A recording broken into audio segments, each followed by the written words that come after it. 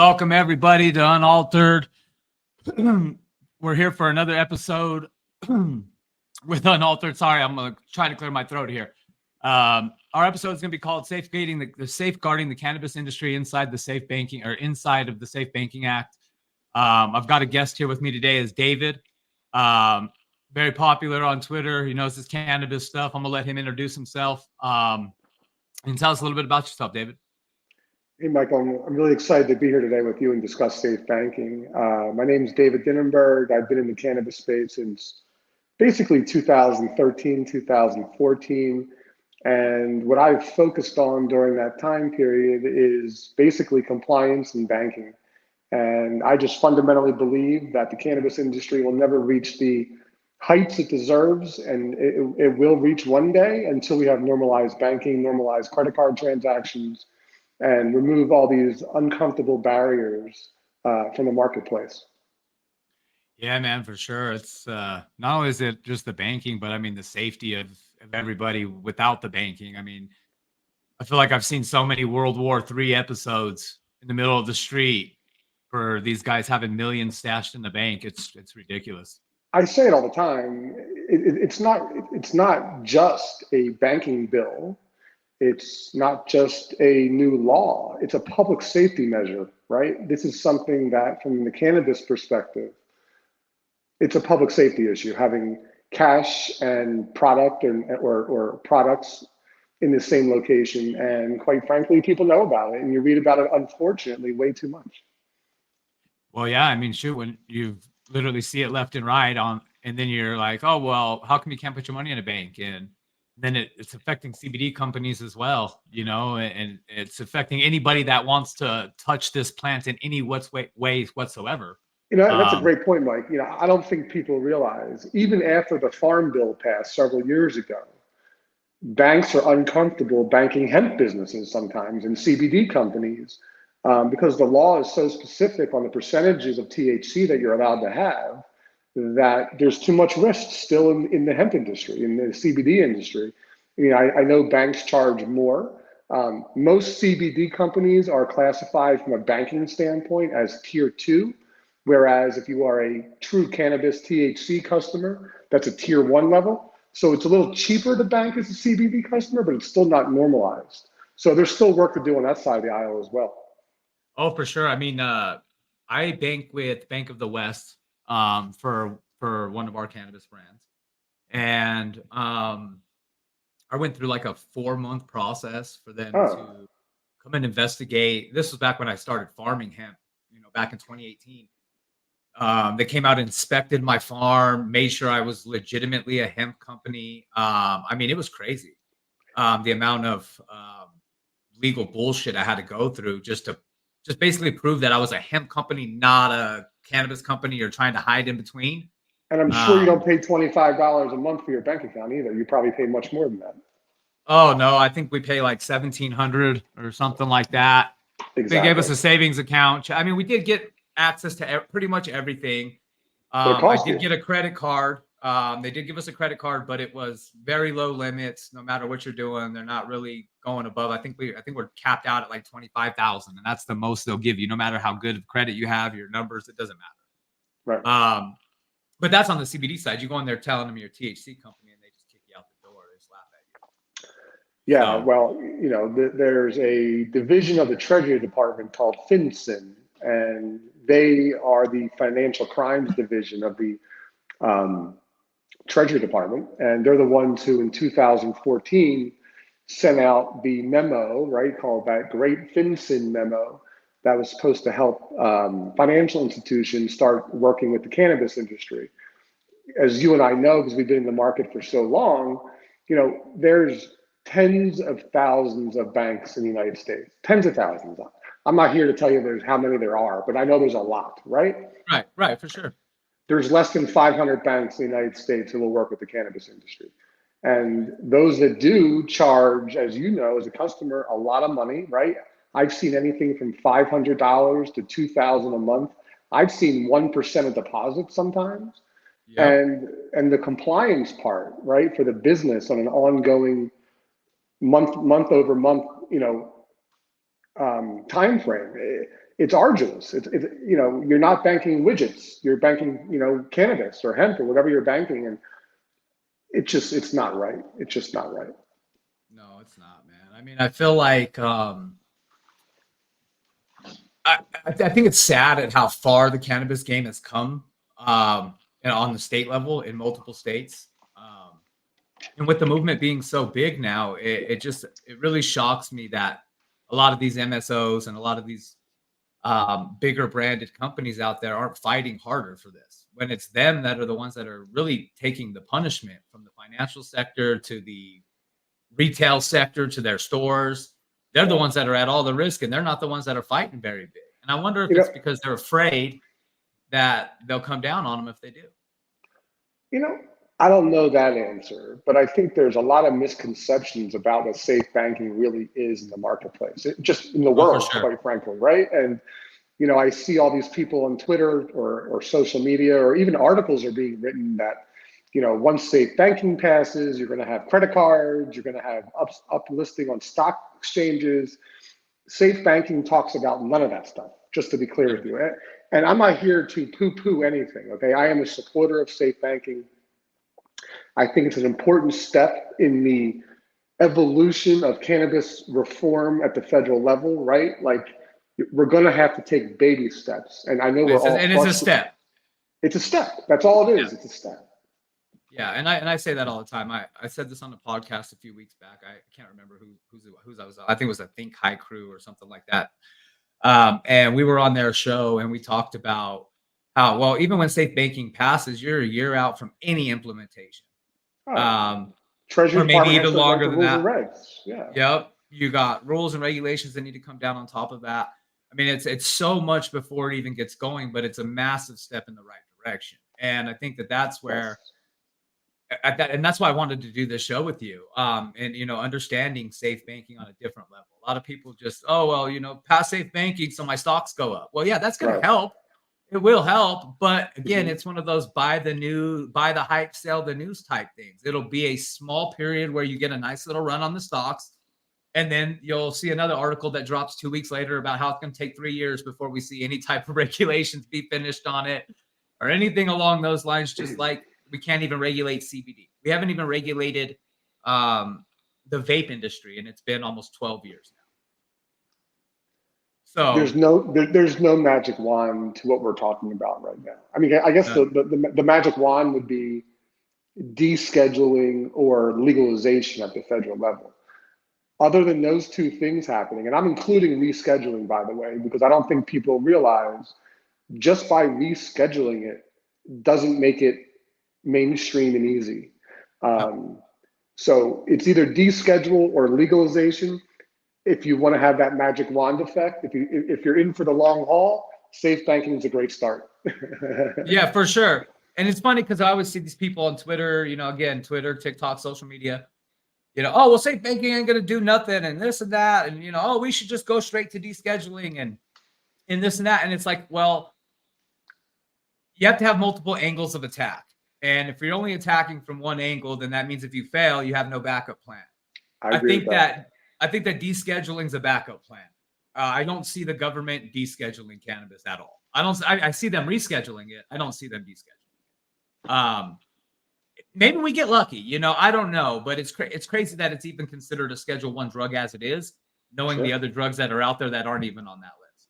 And so, and quite frankly, that the United States government owned the patent on using cannabis as a anti-inflammatory. That patent has expired, but they still had that patent. So if they took the time, effort, and energy to patent that, obviously there's medicinal value to that, right? There's something there. Yeah, there's something there, right? For sure. They probably didn't want you or I to patent it, which is probably why they did it. But even, by patenting the government's good at stealing patents anyway, so it wouldn't matter if you patented it or not. They would have broke in and stole it at some point if they really wanted it.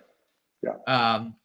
Well, and I guess that just jumps right into like the next question. What's the need of it? The need of the need for cannabis banking reform. And I think we touched on it a little bit with, obviously large sums of cash, the public safety part of it is obviously one major reason why cannabis banking reform is important. But what other reasons is We can start on the business side first if you want, then we can go to the there? Yeah, consumer side, because there are two sides to every equation, right? So I would say we need to normalize business operations, right?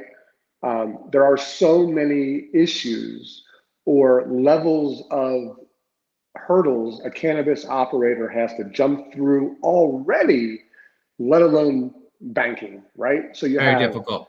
you have the 280E problem if you touch the plant, and you do, Mike, so you know that 280E problem firsthand.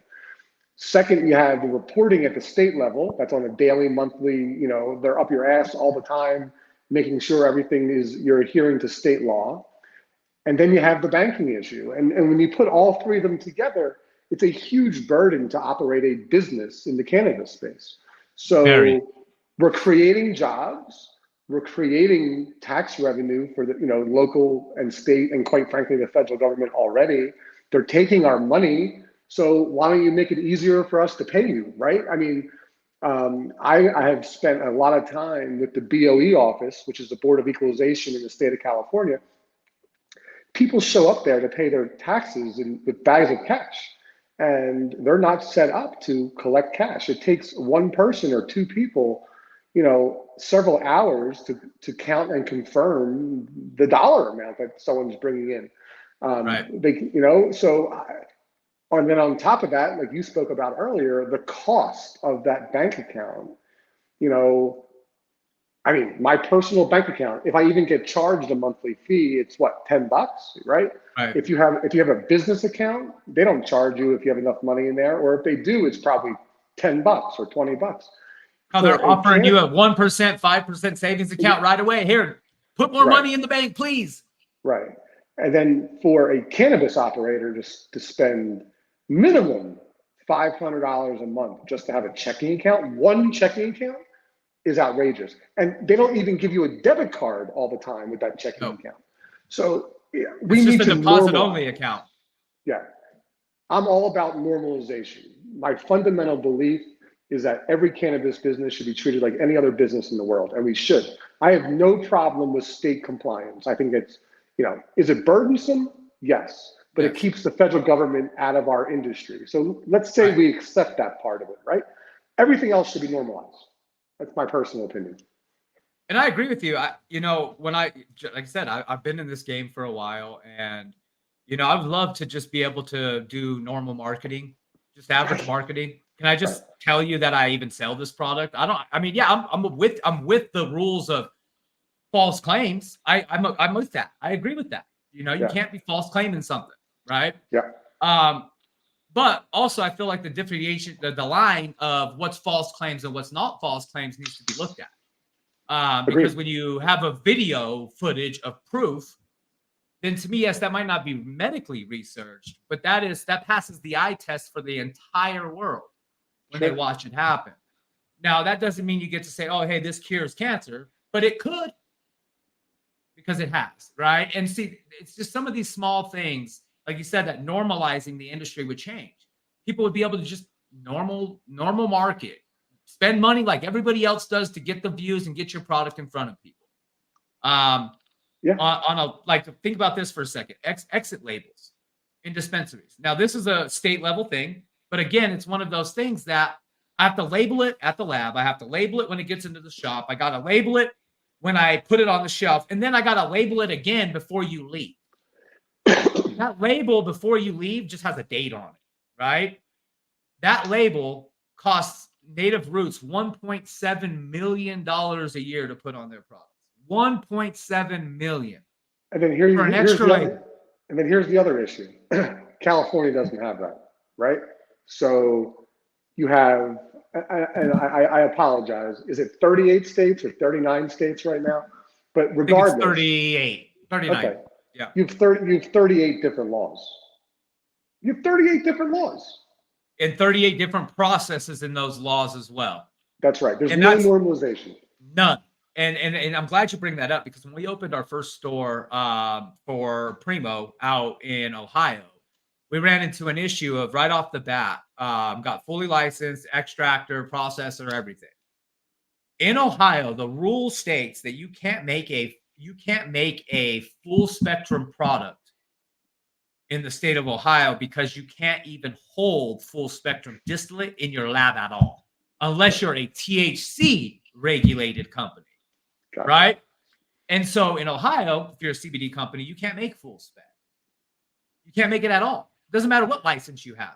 The second you extract your flower to distillate, they make you remediate it to broad spec distillate. They make you get to at least to compliant distillate. Right. So you have to have it ran through chromatography before you can even use it as a starting ingredient in Ohio. And in Colorado, it's completely different, right? In Colorado, if you extract it and it's your plant material, they don't give a shit what you do with it. They literally don't care as long as you're reporting it. As long as you're reporting exactly. it. Yeah. And that you farmed it and you extracted it, right? Yeah. You have to do the whole process. You can't farm it, extract it somewhere else, and then bring it back. But it doesn't matter. Even if you bring it back, there is no 0.3 rule. All our rule is that the finished product going out the door has a 0.3. Our raw materials don't matter, but you have to be licensed and you have to be approved by food and safety and all these other things that a lot of other companies don't do. And see, I'm with the food and safety division, right? The state regulations, like you're saying, food and safety. I actually like that the medical marijuana or the med enforcement in Colorado and the Department of Ag said, hey, you know what? We're only going to worry about the growth of it. Once you grow the plant, that's all of our regulation ends there. At the end of their regulation, now it's food and safety if you're a processor or extractor, right? Now that's all on food and safety, which is good because food and safety should be a regulatory body for that. They already do that in all kitchens and everything else. So no arguments there, right? Like these are the standard. These are standards, right? These are standards that have been around forever. But when you start adding in 15 different exit labels and 35 different tests and all of these things that you don't need to do, right? Yeah. If I test my raw ingredients and my raw ingredients are clean of pesticides and everything else, then I shouldn't have to pull a full panel on my finished products. I just shouldn't have to. Yeah. Some states require, some states don't. But that's the disconnect that you're talking about, is that in Ohio, it's one way, in Colorado, it's another way, and in California, it's another way, and in Minnesota, they don't care anything you do there. And, so it's all over the place. And so now you have people that are in the industry moving their businesses to certain states just to operate under a better regulatory framework, if that makes sense. It does. And then you have the East Coast, which is really a completely different model than everything we're talking about. It's truly medicinal there. I mean, I know they have rec states, that's fine. But the core of the East Coast is the medicinal products. Right, unless you're in New York. Right. Yeah, which they haven't even, crazy right now. They haven't even gotten their market up and running yet. So, which is crazy. It's funny. I've been telling people a lot about this because the same thing that New York's going through right now, Colorado went through. Sure. We went through this stage where we had, 800 dispensaries in the first week in 2008, like literally instantly 800. Yeah. And then about a month later, 500 of them were shut down, raided, closed, laundry list of other things that happened to them. Then they all started to build back up, and then they moratoriumed it at like 555 or something. No more licenses. Totally. Well, then they went into started doing the New York thing where everybody was opening up this gifting version of a dispensary where you bought a pack of papers for $5 and you got an eighth, or a dime bag, or you bought a pipe and you got a quarter. Right. And so they played this game for a while, and they still have those shops as of today. And so I tell the guys in New York that I see complaining about it, like, you're not going to get those shops off the street. It's just not going to happen. Colorado's been trying for so long, and they raid them once a month, and they just pop back up in another block in another building right around the corner.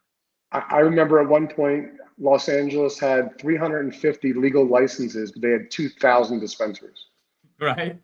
Exactly how it works, man. Yeah. But see, again, the government wants you to comply by the rules, but they don't want to write the framework. And it's like, and we're such a reactive country. We're not proactive. I mean, just like the hemp bill.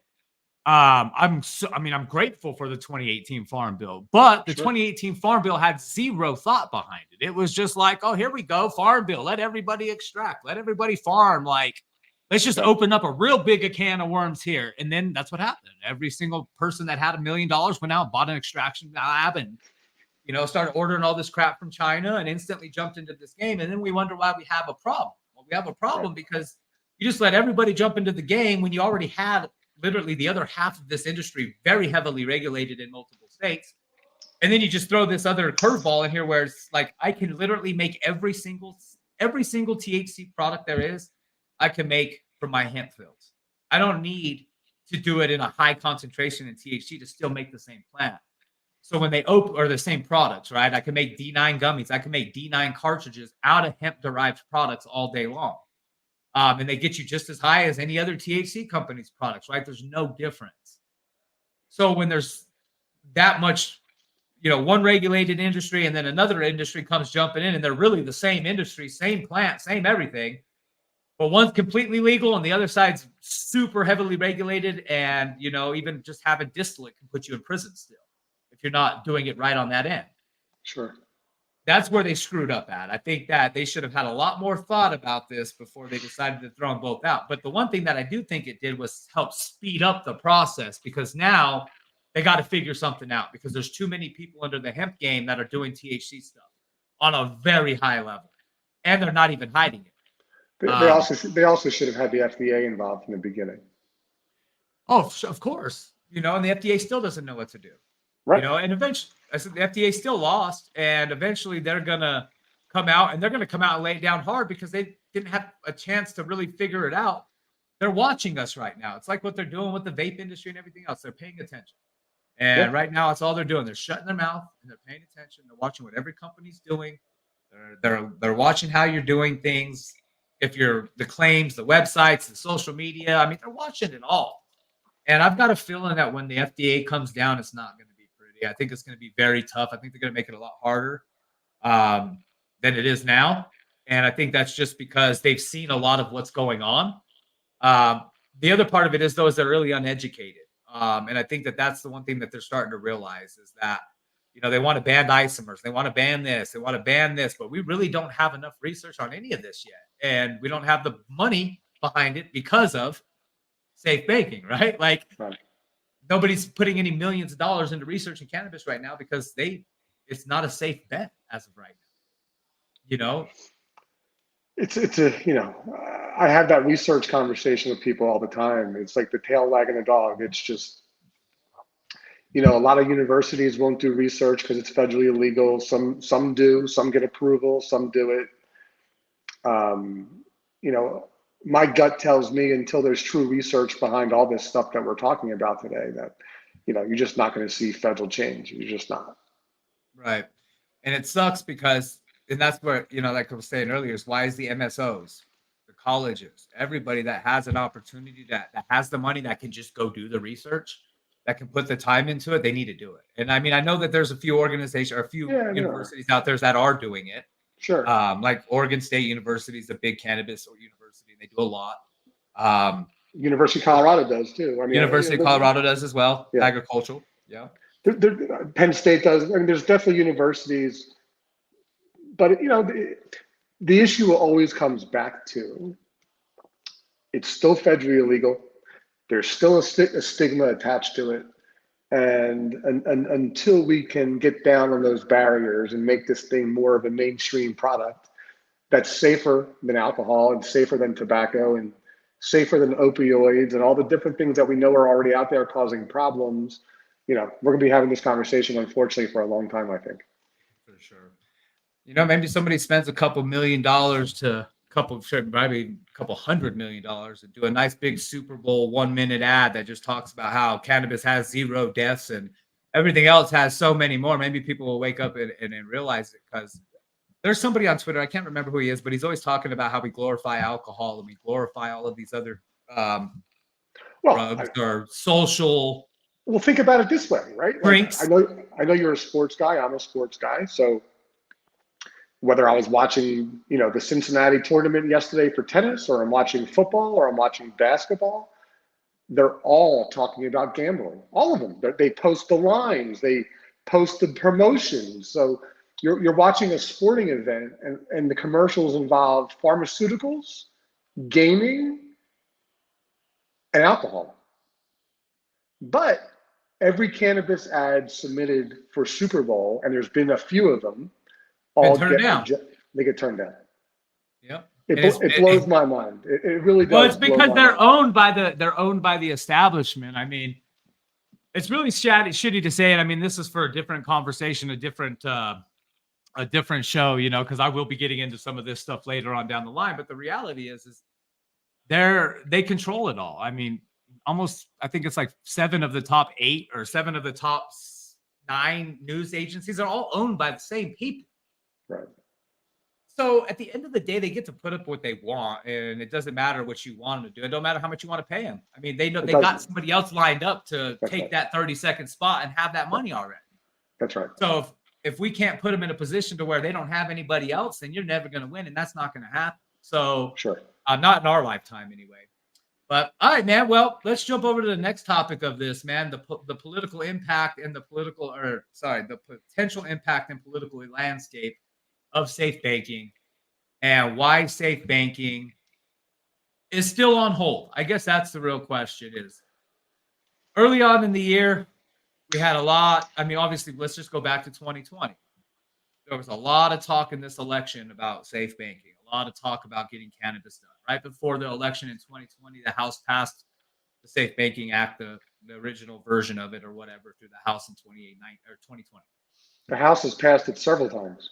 Several times, right? The former House, meaning the Democratic-led Nancy Pelosi House, passed it several times. Yes.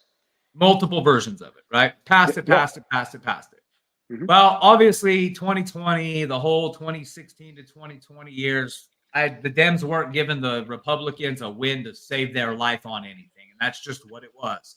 Or vice versa. Right? And I feel like that's where we're at today, right? It's the flip-flop version of it, right? So it's like, well, now the Republicans got all kind of hold the cards on safe banking now.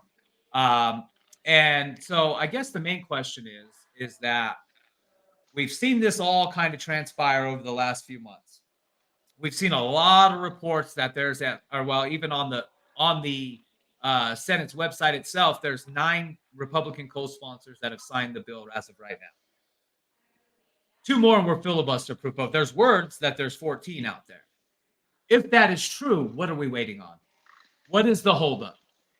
Is it election? Is it Schumer not liking Section 10 for real and really going to kill the whole bill over one section? Where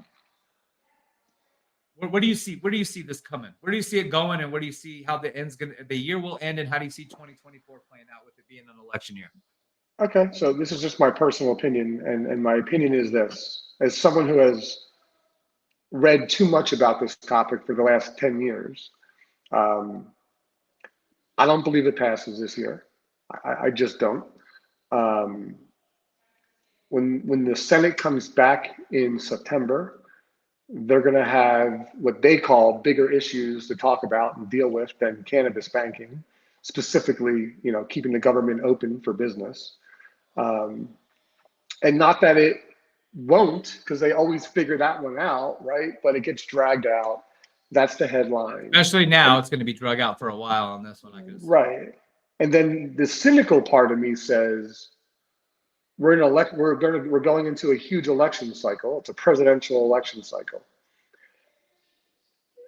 People love to run on cannabis, right? I mean, look at Biden when he ran. Like, he had a whole platform for cannabis reform. We're 3.5 years into it, or 3 years into it, and it hasn't happened. So it's a great topic to run on. I just fundamentally believe it doesn't pass. I don't even think it gets a vote. That's my personal opinion. And even if it passes the Senate, it still has to go to the House. And, we have Republican leadership in the House, and I'm not so sure it passes the House. So right. I think I'm not sure it passes the House either. Yeah. So I think 2000, we're talking about this next year is what I'm trying to say to you. I do think there was a chance before, and I do like Chuck Schumer as a politician. I think he's a good-hearted person, and I do think he means to do the right thing, and I do think he is supportive of the cannabis industry. I don't think he played his cards correctly in trying to move his bill, which is his cannabis reform bill, forward. I would like to see Cory Booker do more. I think Cory Booker could be a very impactful person in the cannabis world, and I haven't figured out why he's chosen the sides that he's chosen in the past, but I think there was momentum, a while ago, and I think I shouldn't say Corey, I think Senator Booker and Senator Schumer kind of didn't see eye to eye how to move forward, and I think that messed some things up. But as I'm sitting here today, I thought, if you remember in June, all the press and all the articles, in July, all the press and all the articles, and I was just sitting there saying, this thing's not going to change. And then you have MasterCard come out, 3 weeks ago. Visa came out 9 months ago, by the way. People forget that, okay? Yep, but Visa did it first. These guys know what's going on, first of all. Second of all, if you've ever seen a letter from MasterCard or Visa asking you to stop taking payments in the cannabis space, it doesn't say, asterisk, we're waiting for safe banking. It says because it's federally illegal. So I am a believer, based upon facts, that even if safe banking were to pass, you're not getting credit cards. No, I don't think so either. Not right off the bat. I think it'll take years for that to happen. Years. And that goes back to, but I've always said this too, right, Mike? I can go to Bank of America and take my ATM card out, which has a Visa logo on it, and I can get $100 out of my bank. And I can drive to the dispensary and spend that $100. So do they really care where it's coming from? No. It's my money. It's your money. Yeah, they don't care.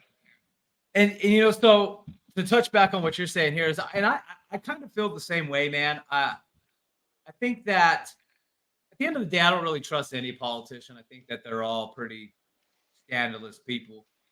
But at the end of the day, he seems like he's genuinely wanting to pass safe banking. Like I truly believe that. Like I think he is genuinely wanting to do it. But I also don't think that he wants to give the Republicans the win that he wants to give them, or that they want to get out of it, which is kind of crazy that this has all come down to, according to the news anyway, who knows what's going on in the back rooms and everything, but Section 10 seems to be the holdup, right? And that's from Schumer's mouth, right? Section 10, they don't like it. Somebody's objecting against it. And I'm like, well, if it's just one small provision, right? One provision, again, this is not going to be, you're going to have to write a gang of laws around this still. This is just kind of breaking the door open. Why not just get this done? And then when you go to the regulatory framework of it, write it up and, argue about it then, but give us a win. Give us a win in the cannabis industry somewhere. Give us something to look forward to.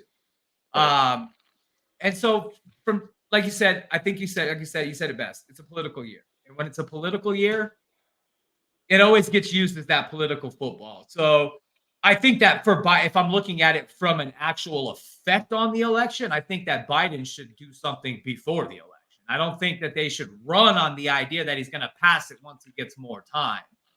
I think that ship sailed.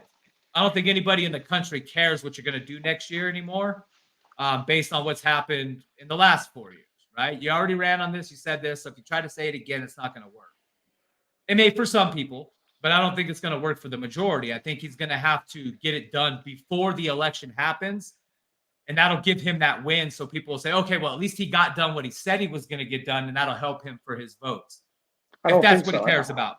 I think he's going to come back and say, we couldn't get everything done, but, I got people out of federal prison with marijuana crimes. I think that's what he's going to say. And he could.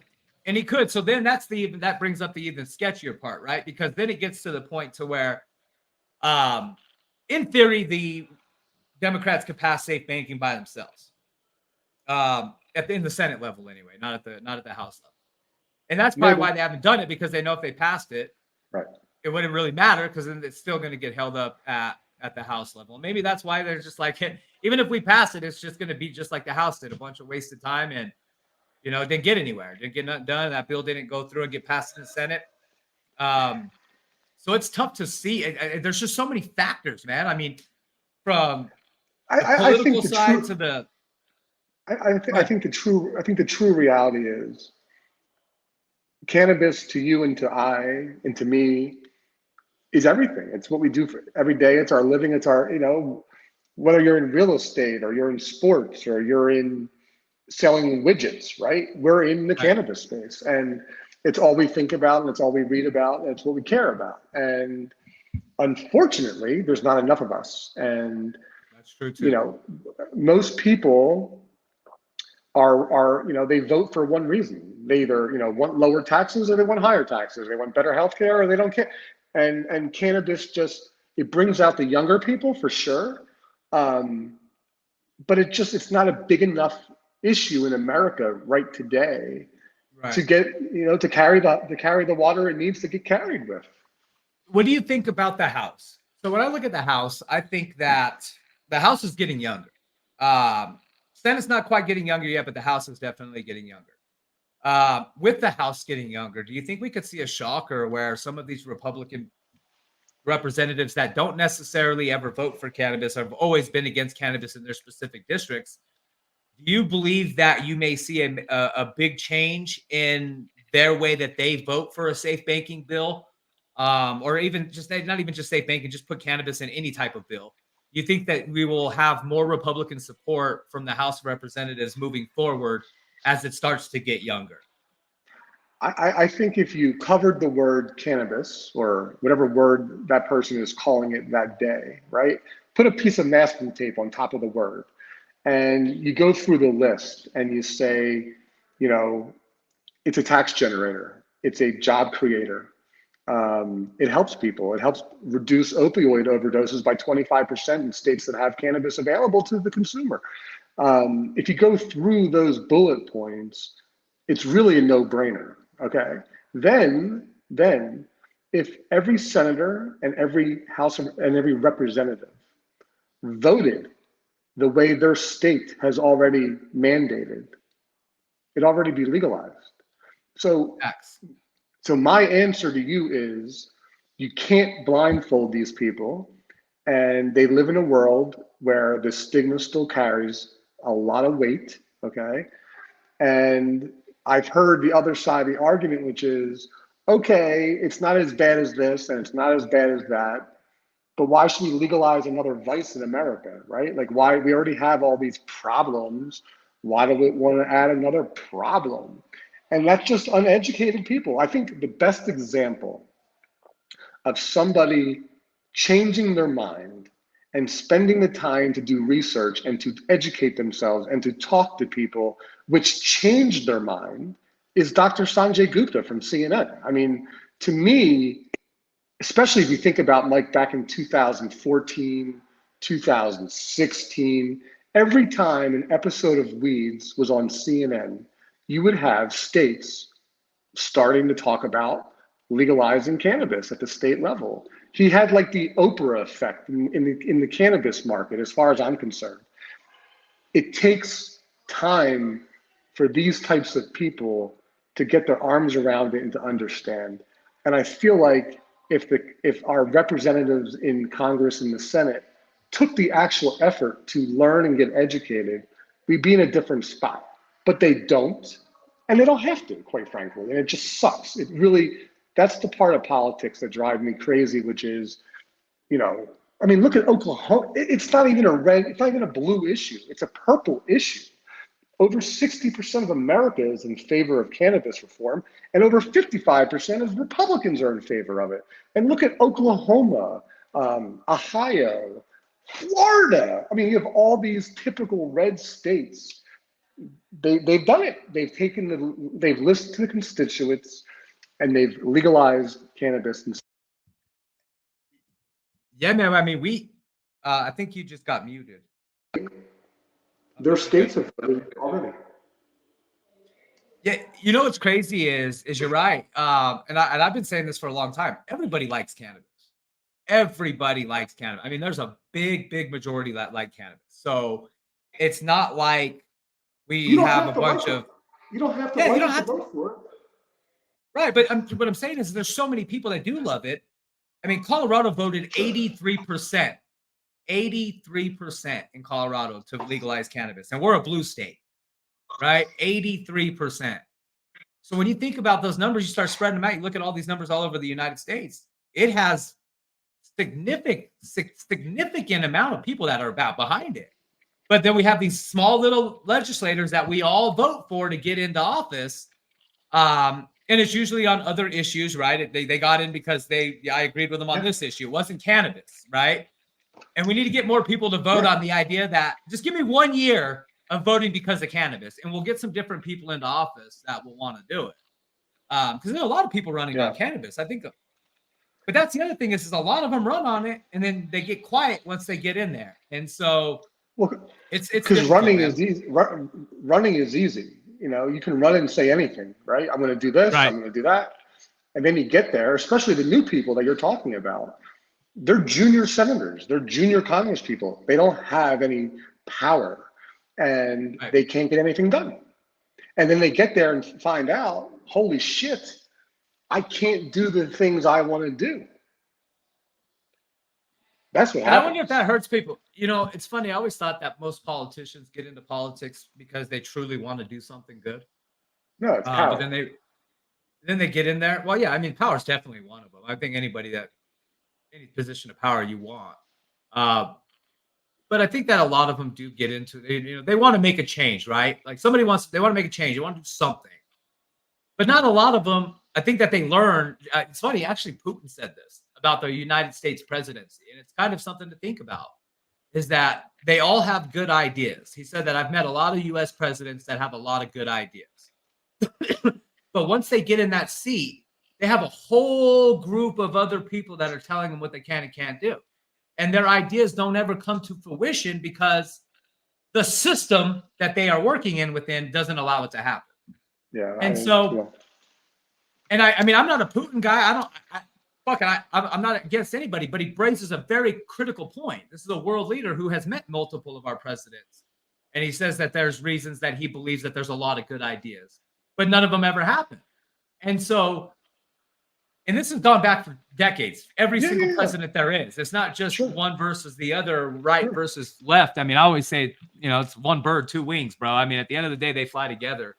I've even seen it on the Senate floor where, you've got Democratic and Republican senators and House representatives get up and be like, we're going to sit here and argue for the next 4 hours and talk shit about each other, but then we're all going to go to dinner later. We're all going to go hang out and act like none of this happened. And so, because there's no TV cameras at dinner. Right. And so I think that that's one thing that I think a lot of people need to really wake up to on more of the political side of just cannabis and anything in general when it comes to politics, is that you should really think about what they're both saying and watch what they're both doing, because you're going to see a completely different side of them both. Doesn't matter which side you're on. The Republicans will say one thing and do something else. The Democrats say one thing and they do something else, and they do it all the time. And they say it to you here, and then they do it different here. And the more people realize that, you start to understand it's just a big game. And we just got to learn to find out what we can fit at in the middle and where we can be useful, right? Like, this is why I like doing stuff like this, right? How are we going to get safe banking out there? Well, hell, we got to start telling people about it. We got to tell everybody about it. More people need to understand. And even if it's not about safe banking, it's about cannabis, right? And so cannabis and the healing properties behind cannabis. I mean, it's crazy. Charlotte Fiji was the golden child of this industry for a while. She brought us to the game. She brought everything to fruition. She really made a lot of the senators, right? A lot of the governments have to do something. I don't think they had a choice. The movement was so big and it got so big so fast that something had to give. And I feel like that's what kind of pushed the medical game and got everything really, really going. But what happened since that movement? Do we need another person like that? Do we have to consistently bring another proof to the table for it to continue? But let me ask you this question. Who brought Charlotte front and center? Well, the Stanley brothers did, right? Right, but nationally and from an acceptance standpoint, it was Sanjay. Oh, that was Steve. Yeah, he's the CNN reporter, the CNN doctor, right? Yep. I know he took a lot of heat during COVID, but now he's, I've always told people a lot, like, if you're in the cannabis game, I don't care what you think about this man when it comes to everything else. This dude has literally done more than anybody for cannabis on a reporting level and getting it out there and willing to fight the good fights. Yeah, but Charlotte is a great example.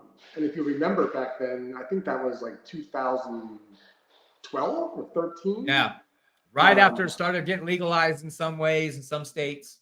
Right, but I also remember that there were stories of all these families who were moving to Colorado to get access to the medicine.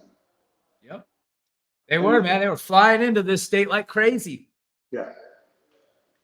And they all got helped. And that's the crazy thing about it. I mean, just like the Parkinson's stuff, I'm really excited about the Parkinson's stuff. I think that what CBD and THC can do for Parkinson's is outright ridiculous. And it's proven over and over and over and over again.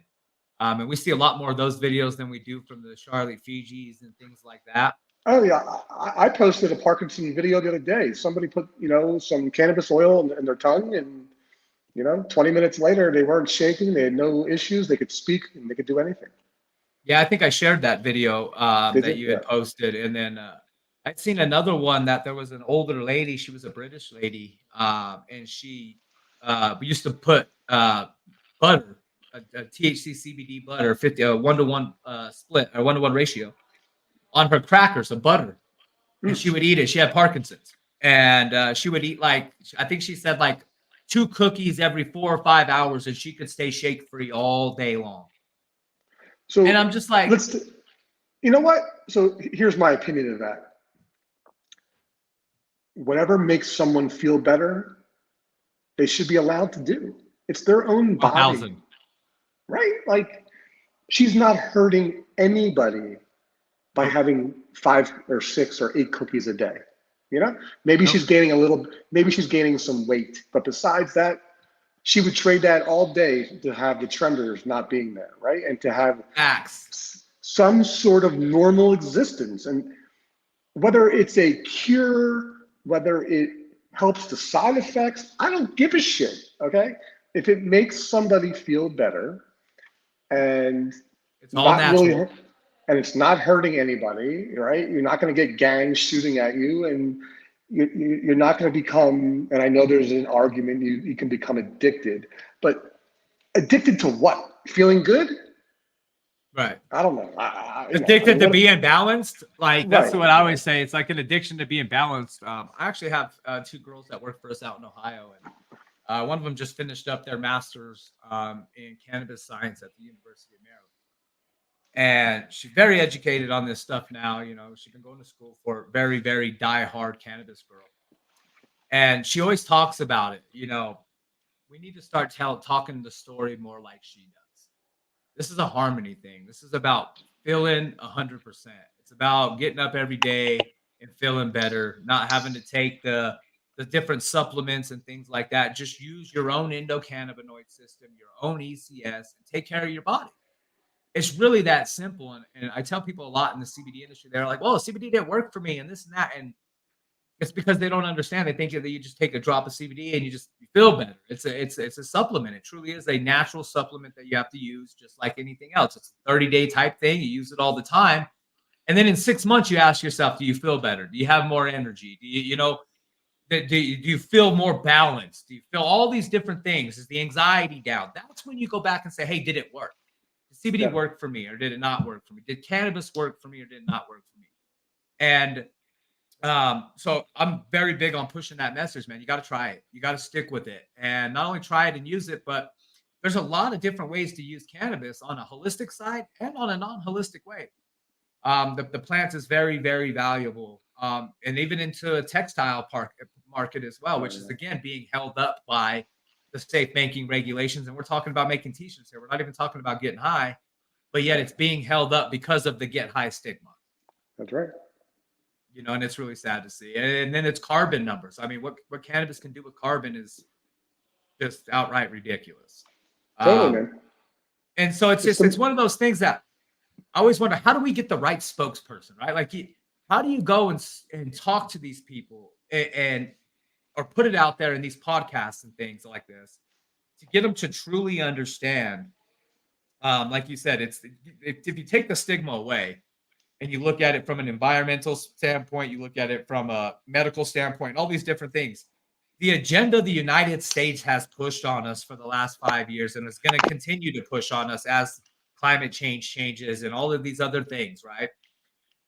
If we're going to continue to push this agenda for us to be a cleaner energy planet and all of these things, then we should start pushing legitimate, how how would you say the word, legitimate options that will successfully complete that in a true amount of time period, in a time period that actually makes sense. And you know, I made this argument not that long ago, and this was strictly on cotton, and it was about the halogen light bulbs and stuff like that. But I wasn't trying to disregard what the White House is doing, or that it's a good thing in the long run, because it is a good thing in the long run. I just think from a critical standpoint, it's a very stupid plan, right? Because we're like, hey, well, we're going to ban halogen light bulbs starting like right away. Well, now how many businesses are you going to put out of business that make halogen light bulbs? How many people are going to lose jobs because of that? And you're going to remove 200 million acres or 200 million metric tons of carbon in the next 50 or 30 years, is what they said. When I can do 50 million a year by just cutting and go, by us just switching to a 50-50 cotton and hemp textile market. One switch, you don't lose jobs, you keep jobs, right? You cut out cotton, you switch over to hemp on half of the acres. Those cotton guys can literally just plant the hemp. Same infrastructure, same everything, right? There's not a lot of change here, man. I mean, I've been doing a lot of research on it. It's not a lot of change at all, but it removes 50 million metric tons of carbon annually, and you don't lose any other jobs. Now, that's just a more critical plan, whether it goes into effect or not. I'm just saying that I come up with that at 5 minutes just because I'm in the hemp game. Right. You've got 500 politicians thinking about this plan. So here's my contrarian point of view, right? So look at electricity or power for a minute, right? Germany probably has one of the best alternative energy programs in the world, right? Who owns the power company in Germany? I don't even know. Russia? The German government. German government, yeah. Right. Canada has a great alternative program for energy. Who owns the power company in Canada? Canada. The government. We are all private contractors. Right. We are a deregulated democracy, capitalist country.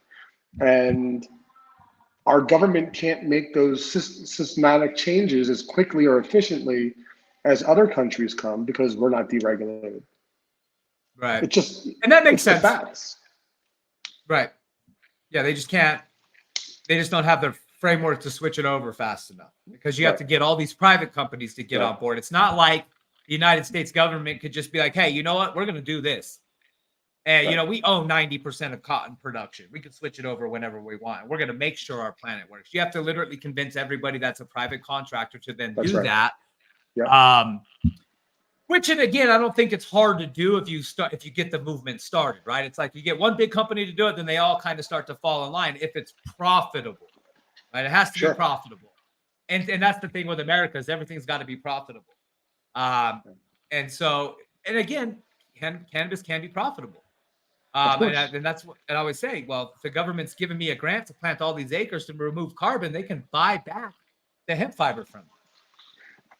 I keep people working, right? I mean, these are just simple logistics, but they won't do it. And even on a small program, and this is where the climate control things come in, right? The Green New Deal, right? The Paris Accord Agreement.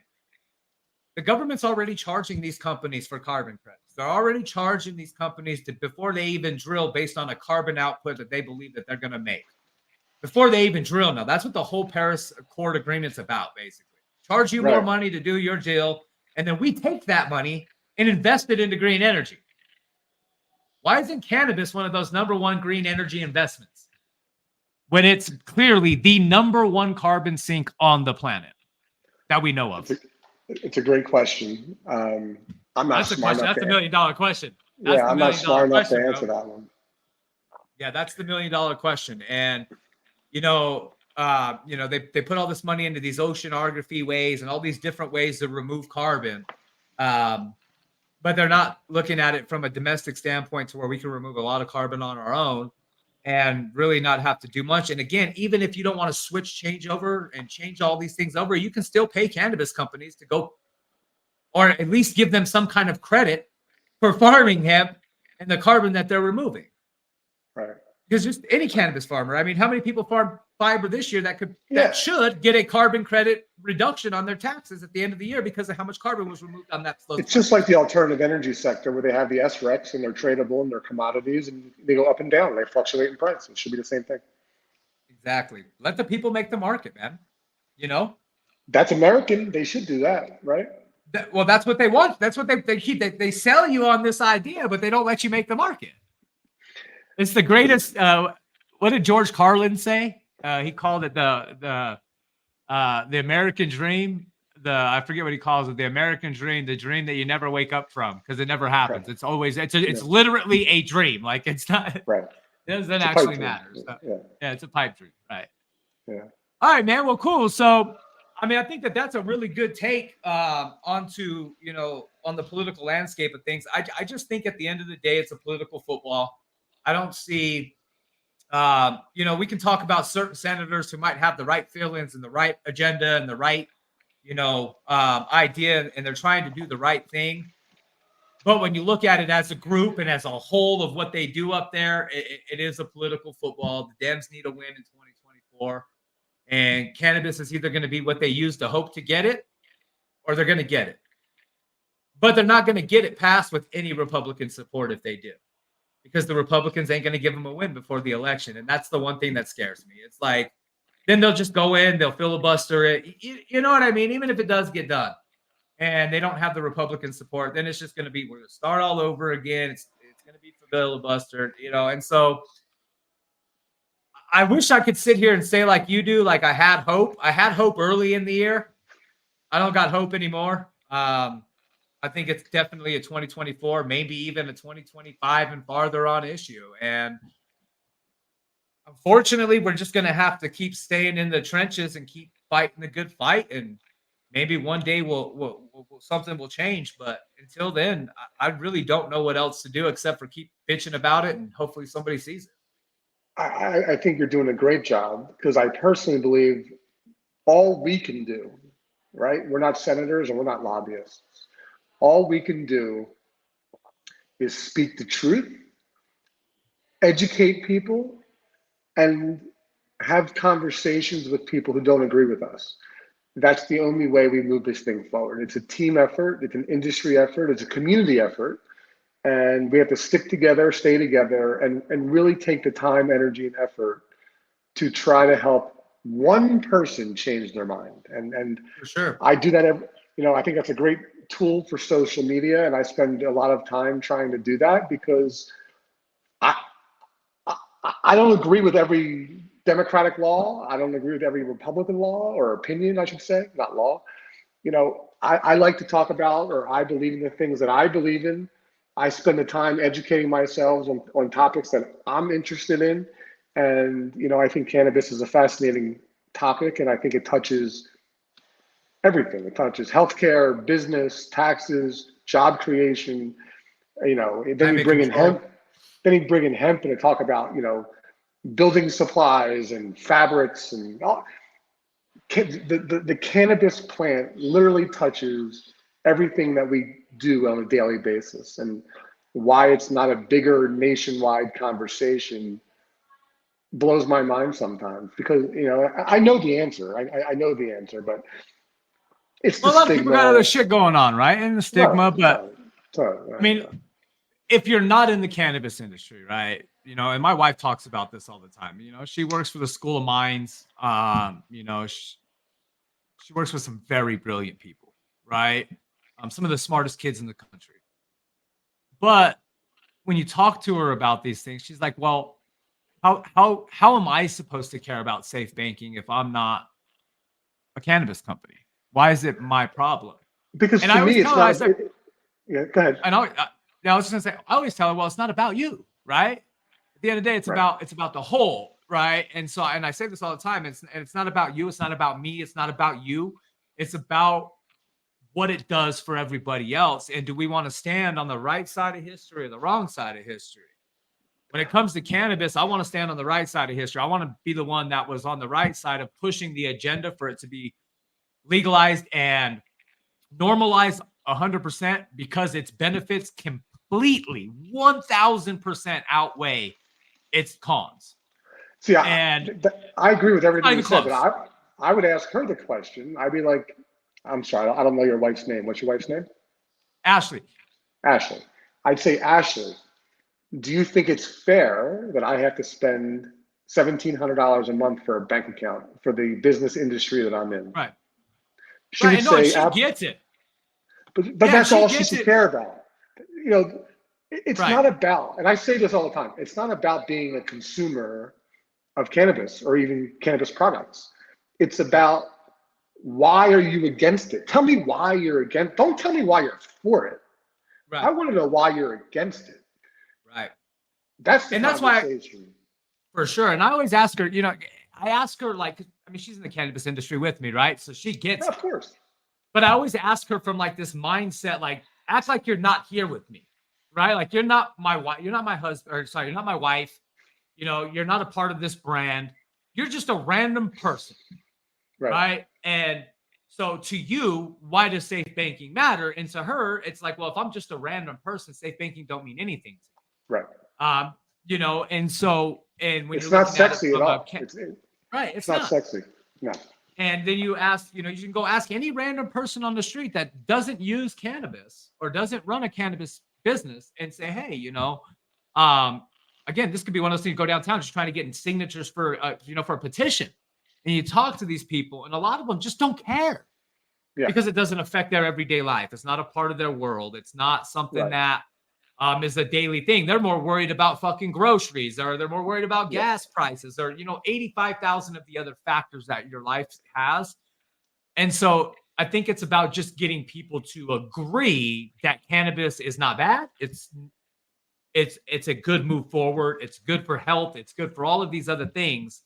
Whether you use it or not, you should support it. And that's the message that maybe we should figure out how to send that message to people, that whether you use cannabis, whether you use it, whether you're in the industry, whether you know somebody in the industry or not, just like you said, do you think it's fair? I think that's the perfect word for it. Do you think that it's fair that you get to run your construction company and do whatever you want with the bank, but I have to spend X amount of money to have my account? I have to spend X amount of money just to even put my product on the shelf. I have all these other rules. Me and you're the same, though. There's no difference between me and your company. You sell beauty products, I sell CBD products.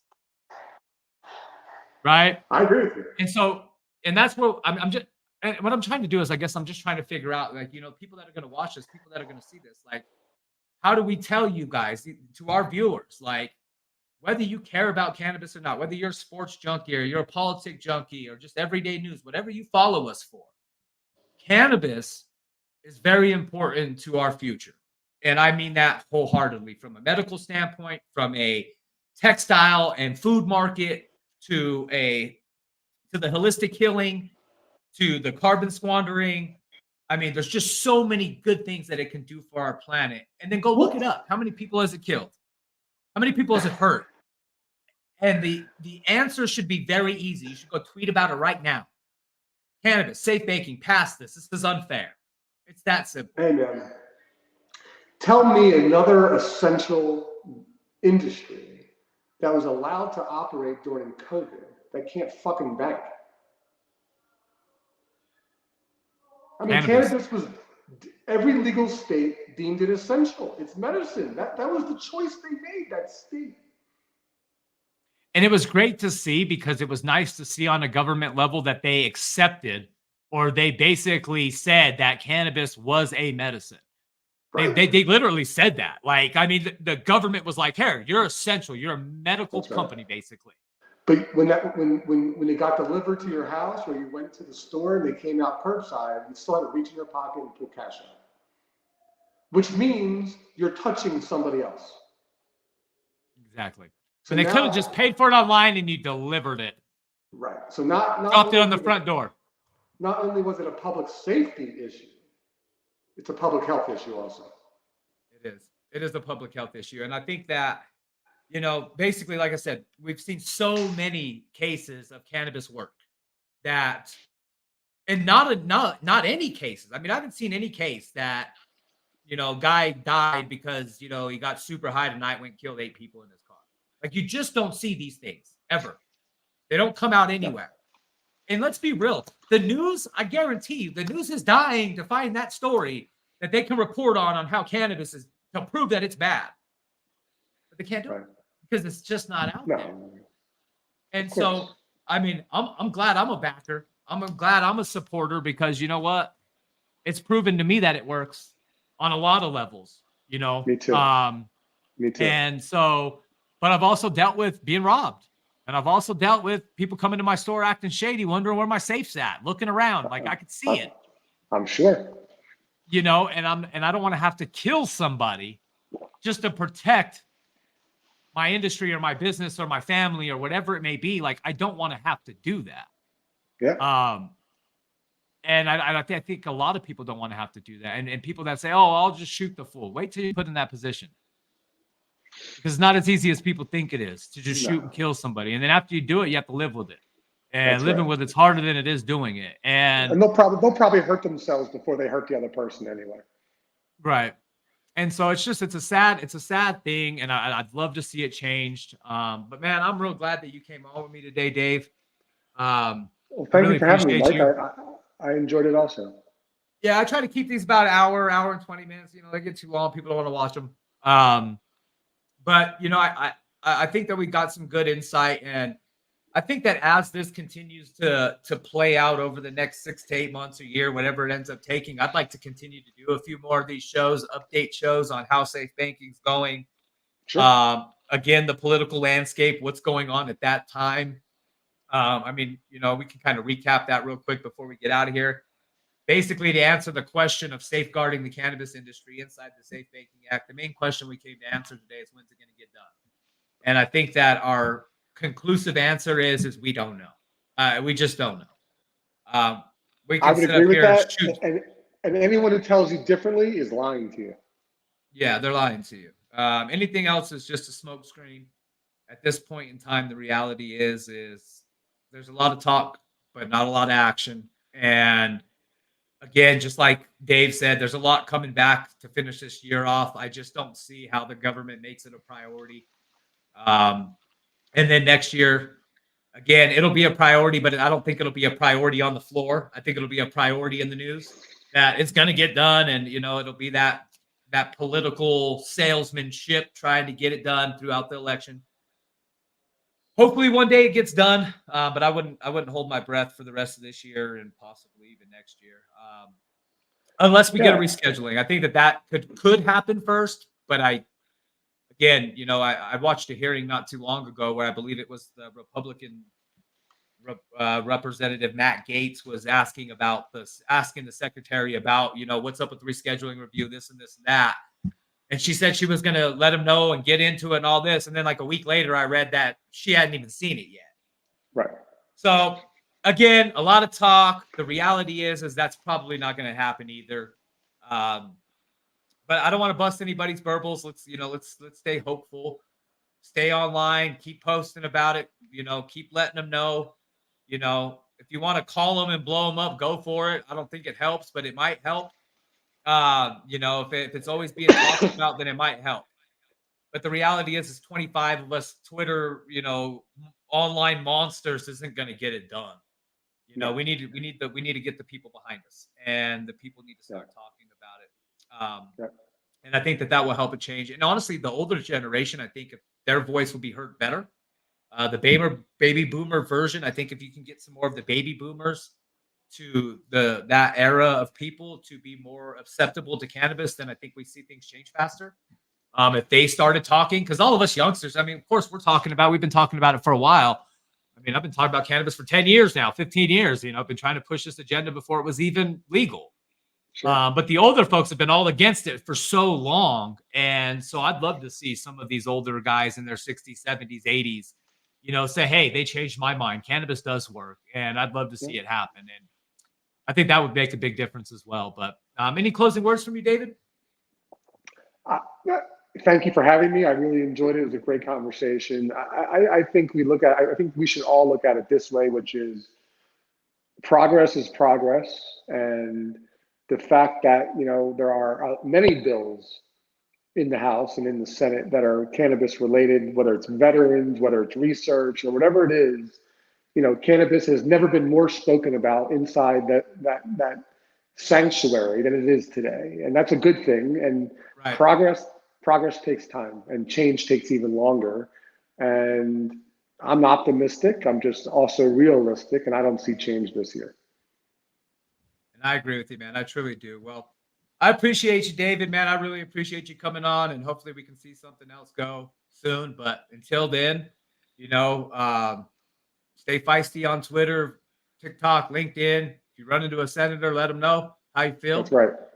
And honestly, use your head when you vote this year. At the end of the year, um, I don't know who we're going to have, who it's going to end up being as the two choices. But I got to be honest with you, I don't think either one of them is going to be the best. I think both choices is going to be a pretty tough decision. You're going to have to choose from the lesser of two evils. I hope that Um, changes one day as well, by the way. I do too, man. Honestly, there's a few candidates that I might just back out of the middle of nowhere that have no chance. But at the end of the day, I'd rather throw my vote that way than be a part of the problem. Yeah. But at the end of the day, I mean, just vote for what's best for you this year. Don't vote for what you think is best, or don't vote along the party lines. Get rid of the party affiliations, the party, allegiances, and just use your head. We use our Yeah, man. heads and we all think independently, and you make decisions based on you and your family. I think we'll have a better country. And I truly Well believe said. that. So Well said. I'm gonna get out of here. We're gonna get out of here, but we truly appreciate you guys, and we'll see you guys next week. Actually, we'll see you Wednesday. We have another show. So have a good day, Oh, guys. cool. Thanks for having me, Mike. Yep. No